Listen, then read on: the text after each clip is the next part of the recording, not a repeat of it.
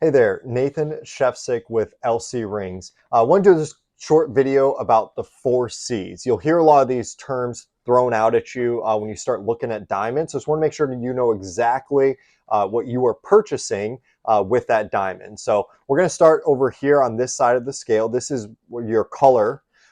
This is the biggest depictor of cost and value. Okay, so it starts out with colorless diamonds. These are your D through Fs. These are your most rare and therefore most expensive diamonds on the market.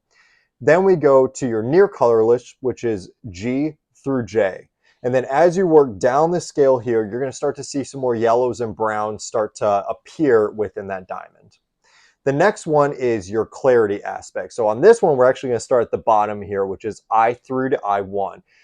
These are the amount of inclusions that the diamond has. So I3 is actually triple the inclusion. That's what the I stands for, is inclusions. So these are going to be inclusions that you can actually see with the naked eye. So when you're picking it up and looking at it, you'll be like, oh yeah, I can see that little black spot, that little carbon that didn't fully turn into a diamond. And then I1 is just going to have about a little bit less of those inclusions, but still be able to see it.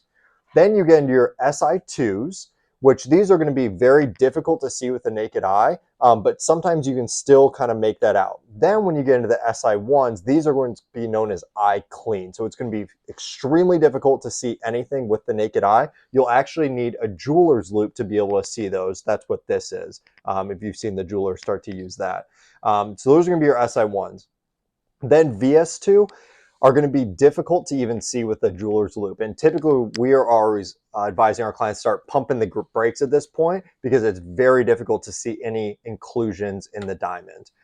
Then you go into VS1, and quite honestly, not a lot of people will tell you this, but VS1 on up, it's basically all flawless at that point. Extremely, extremely difficult. You will not be able to even see them with the jeweler's loupe.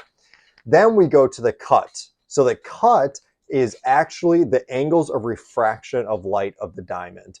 So diamonds that are cut too deep, the light's going to come around and refract out and not pop out the way that you like it to look. And then similarly, if it's cut too shallow, the light's just going to come in and come right back out, and it's not going to give you that fire that people really look for. So on the cut scale, you really want those excellent symmetry, where it's going to come in, bounce off a few times, and come back out and really give that brilliance that everyone looks, and that sparkle that catches everyone's eye.